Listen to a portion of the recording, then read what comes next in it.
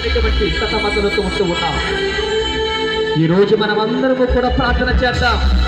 తల్లి తండ్రులు లేనటువంటి వారు ఎంతో మంది ఉన్నారు. ఇక్కడ విధవలాంటరు ఎంతో మంది ఉన్నారు. ఇదిగో మీకు ఎవ్వరు లేకపోయినా సరే హాగరు వలె నేను ఉన్నాను అని మాట ఇస్తూ ఉన్నాడు. ఒంటరి జీవితాన్ని జీవిస్తూ ఉండేటటువంటి వారికి మాట ఇస్తూ ఉన్నాడు.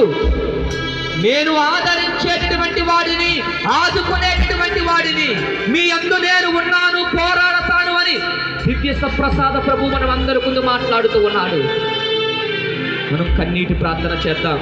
కన్నీటి ప్రార్థన దేవునికి ఇష్టమైనటువంటి ప్రార్థన.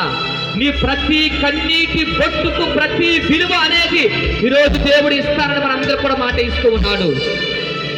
ఇశ్రాయేలు ప్రజలు ఎంతో కన్నీటి ప్రార్థనతో ప్రభువా మమ్మ ఈ బాధల నుండి తొలగించు, ఈ ఇబ్బందుల నుండి తొలగించు, ఈ ఫరో రాజు కింద నుండి మమ్మల్ని తీసుకుని పో అని దేవుడు చెప్పినప్పుడు ఐగుప్తు బానిసత్వము నుండి విడిపిలుగా చీల్చి ఆరిన నేల మీద ఇశ్రాయేలులను నడిపించినటువంటి దేవుడు మన గొప్ప దేవుడు. ఆకాశము నుండి మన్నాను కురిపించినటువంటి దేవుడు మన దేవుడు గొప్ప దేవుడు. బండ నుండి నీరు పుట్టించి ఇశ్రాయేలు